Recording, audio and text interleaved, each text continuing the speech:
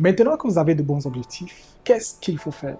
Comment amener vos objectifs à manifestation? Si vous ne savez toujours pas comment vous fixer de bons objectifs, allez regarder la vidéo, ma dernière vidéo en commentaire. Donc, je le disais tantôt, vous avez de bons objectifs. Comment est-ce qu'on passe d'objectifs que vous avez fixés sur papier à la réalisation, la manifestation de vos objectifs? L'étape essentielle, c'est la planification. Planifier, en fait, c'est donner vie ou donner un corps à vos objectifs, de façon à ce que vous puissiez les manifester. Dans cette vidéo, nous allons voir comment planifier ces objectifs de façon à obtenir un plan d'action que nous allons mettre en œuvre, mais surtout que nous allons faire vivre tout au long de l'année. Mais avant toute chose, pourquoi est-ce que c'est important de planifier ces objectifs? En fait, lorsque vous avez défini vos objectifs, tout ce que vous avez fait, c'est de dire, voilà où est-ce que je vais aller. L'étape de la planification consiste à dire, à définir, voilà comment je vais faire pour y aller. C'est pour ça qu'elle est très importante. Et lorsque vous échouez à planifier vos objectifs, en fait, ce qui se passe, c'est que vous avez une situation actuelle, vous avez une cible que vous voulez atteindre, mais il n'y a rien entre les deux. Vous ne savez pas comment faire pour passer de la situation actuelle à votre cible. Donc, vous devez planifier l'atteinte de vos objectifs. Et la planification, ce n'est pas une simple formalité. En fait, ça joue un rôle stratégique. Pour moi, lorsque vous faites une bonne planification, à la fin du processus, vous devez avoir au moins 3 choses. Premièrement, un plan d'action détaillé et clair pour chacun de vos objectifs. Deuxièmement, un calendrier structuré avec les actions à faire, mais surtout des échéances. Et troisièmement, une vision globale des ressources dont vous aurez besoin pour atteindre vos objectifs de l'année. Ce qui est important aussi de comprendre, c'est que vous n'avez pas besoin d'obtenir ce niveau de détail dès la première phase de planification. Vous pouvez avoir des phases de planification successives. Donc, vous n'êtes pas obligé de planifier dès le 1er janvier pour l'ensemble de l'année. Surtout si vous n'êtes pas familier à la planification. Vous pouvez vous arrêter, planifier pour un trimestre au moins ou un semestre et après, à la fin de ce trimestre-là, planifier pour le trimestre suivant ou le semestre suivant. Maintenant, la planification, je vous recommande de la faire en au moins 2 étapes. Premièrement, ce que j'appelle la planification stratégique et deuxièmement, l'établissement de plans d'action. Qu'est-ce que j'entends par planification stratégique? En fait, la planification stratégique va consister à donner un corps global à vos objectifs. En fait, elle va consister pour moi globalement en 4 étapes. Premièrement, analysez votre situation actuelle, c'est-à-dire évaluer honnêtement où est-ce que vous en êtes aujourd'hui par rapport à vos objectifs, identifier les écarts éventuels et identifier aussi vos forces et vos faiblesses. L'idée ici, c'est de savoir globalement par rapport à ce futur que vous voulez créer, où est-ce que vous en êtes. Et je pense que quand je parle de cette étape, vous comprenez pourquoi est-ce qu'il est important d'avoir un ensemble d'objectifs cohérents les uns avec les autres. Sinon, vous essayerez d'aller dans différentes directions. Ça, on le voit très bien dans l'analyse de la situation actuelle. Pour que l'analyse de la situation actuelle soit utile pour vous, il faudrait que l'ensemble de vos objectifs forment un corps commun et vous permettent d'atteindre une vision unique. Ça, c'est la première étape. La deuxième étape, en fait, c'est de déterminer pour chaque objectif les principales étapes. En fait, les principaux jalons, je vais dire ça comme ça, nécessaires pour les atteindre. Il ne s'agit pas de rentrer dans le détail. Vous restez encore à un niveau de réflexion, si je puis dire, stratégique. Vous avez globalement plusieurs objectifs. Améliorer vos relations, par exemple, avec votre famille. Quelles sont les principales étapes? Qu'est-ce que vous pourriez faire? L'un de vos objectifs, c'est d'augmenter vos revenus. Qu'est-ce que vous pourriez faire? Vous vous posez les questions globales. Vous n'essayez pas de répondre de façon détaillée. L'objectif, c'est d'avoir des éléments qui vont vous permettre de planifier, de faire la planification détaillée plus tard. Et donc, une fois que vous les avez, ce que je vous recommande de faire, c'est de construire votre année en blocs. Il peut s'agir de blocs mensuels, de blocs trimestriels ou de blocs semestriels. Pour moi, je construis des blocs aussi bien trimestriels que des blocs mensuels. Je m'explique. En fait, j'utilise les deux parce que pour moi, c'est plus simple à suivre et à ajuster. J'ai globalement des blocs trimestriels dans lesquels, en fait, j'ai défini un ensemble d'actions que je dois effectuer. Là, nous sommes durant le premier trimestre de l'année. J'ai plusieurs objectifs de l'année que je dois absolument réaliser durant ce premier trimestre. Et donc, avant que ce trimestre ne s'achève, je compte réaliser ces objectifs parce qu'il y a des objectifs sur lesquels je ne travaille pas du tout. J'ai prévu de travailler sur ces objectifs-là à partir du deuxième trimestre. Et c'est important donc que j'atteigne mes objectifs du premier trimestre pour pouvoir travailler sur ceux du deuxième et réussir mon année. C'est en fait à ça que servent les blocs. Les blocs vous permettent d'articuler la définition d'objectifs détaillés.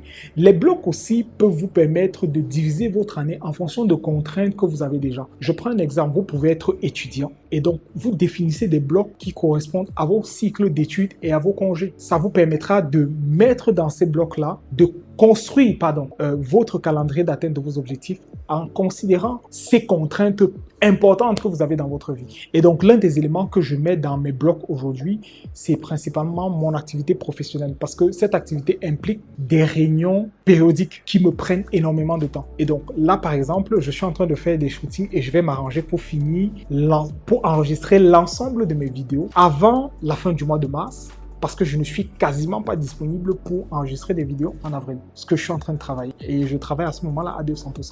Donc, c'est à ça que servent les blocs. Et dernière étape de la planification, c'est d'établir des priorités. En fait, lorsque vous avez votre situation actuelle, que vous avez les principales étapes et les blocs, en fonction de chaque bloc, quelles sont les priorités ou les axes prioritaires que vous allez suivre. La définition de ces axes prioritaires peuvent dépendre soit de l'urgence qu'il y a à la réalisation de certains objectifs, des contraintes que vous avez en termes de disponibilité, des contraintes des contraintes externes, ça peut être des contraintes qui sont liées à la disponibilité de certaines personnes.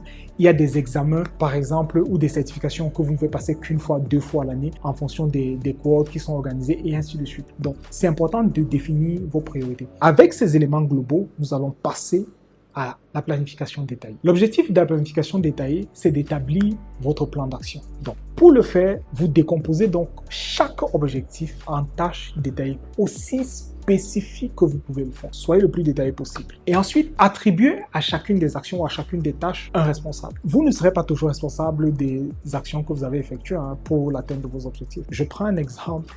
Vous êtes étudiant et dans vos objectifs, vous devez payer une certification. Vous devez obtenir une certification. Et l'une des tâches à effectuer, c'est payer cette certification. Et vous n'avez pas de compte bancaire, vous comptez sur vos parents, sur vos aînés, sur un tonton, sur une tata. Donc, c'est ce tonton ou cette tata qui sera responsable de cette tâche. Ensuite, pour chacune des tâches, estimez un délai. Combien de temps est-ce que ça va prendre pour préparer cette certification? Combien de temps est-ce que ça va prendre pour effectuer le paiement? Et ainsi de suite. Donc, une fois que vous avez l'ensemble de ces éléments et les ressources qui vont avec, créer un calendrier. En fait, un calendrier, c'est un outil comme un agenda ou une application, et notamment les applications de gestion de projet. Moi, je les aime bien parce qu'elles permettent de faire le diagramme de Gantt. En fait, elles vous permettent de voir, de positionner dans le temps l'ensemble des tâches avec le délai qu'elles prendront pour leur exécution ou le temps que vous allouez pour leur exécution. Ça vous donne une belle image visuelle de vos objectifs, mais surtout des tâches que vous avez effectuées pour atteindre vos objectifs. Donc, vous pouvez utiliser des outils tels que Trello, Notion, Google Calendar. Google Calendar, c'est free. Trello, Notion aussi, c'est pareil. Utilisez de pareils outils pour visualiser en fait l'ensemble des tâches que vous voulez effectuer. Ensuite, une étape très importante de la planification, c'est de passer à l'action. Généralement, j'aime pas séparer le passage à l'action de la planification. Pourquoi? Parce que je trouve qu'elles sont intimement liées, notamment lorsqu'on parle des objectifs. Et elles sont d'autant plus liées que l'étape qui vient après le passage à l'action, c'est l'ajustement de la planification. Donc, une fois que vous avez planifié, vous devez passer à l'action. Planifier, c'est bien, mais agir, c'est encore mieux.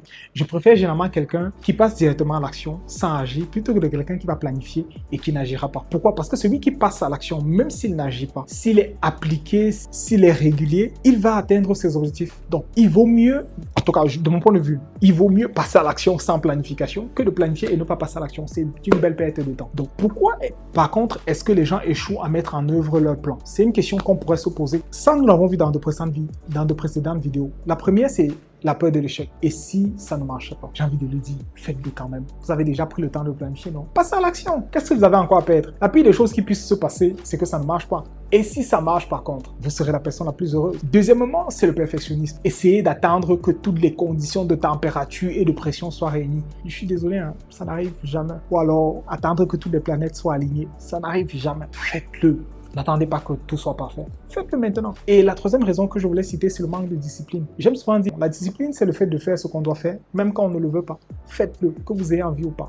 Faites-le quand même. La vérité, c'est que, comme Drew Stone l'a dit, si vous avez un rêve, et que vous passez votre vie à étudier, à planifier et à vous préparer à ce rêve, vous n'y arriverez jamais. Ce que vous devriez faire, c'est de commencer. Donc, moi, je vous recommanderais, une fois que vous avez planifié, commencez, faites quelque chose chaque jour. Même si c'est très petit, même si c'est infime, faites quelque chose. L'étape suivante en termes de planification, c'est d'ajuster votre plan. En fait, la flexibilité, c'est vraiment la clé du succès en matière de planification. Vous devez pouvoir adapter votre plan au fur et à mesure que vous avancez. Pour le faire, je le disais, restez flexible. Soyez prêt à ajuster votre plan en fonction des nouvelles informations que vous allez obtenir en fonction des circonstances. Pour pouvoir ajuster votre plan, vous devez faire des évaluations régulières. Posez-vous régulièrement, toutes les semaines, une fois par mois, une fois par trimestre, pour évaluer le plan que vous avez établi et voir si il est toujours pertinent au regard du contexte dans lequel vous êtes. Prenez le temps donc à ce moment-là de redéfinir vos priorités. Vos priorités ne seront pas toujours les mêmes. Elles évoluent en fonction des circonstances, elles évoluent en fonction du temps. Les priorités que vous avez en janvier ne sont pas celles que vous avez en février ou en mars. Et enfin, pour pouvoir ajuster votre plan, n'hésitez pas à obtenir du soutien. Et d'ailleurs, si vous avez besoin d'aide pour atteindre vos objectifs ou pour vous accompagner dans la mise en œuvre de votre plan, n'hésitez pas à me contacter. Je vous le disais tantôt,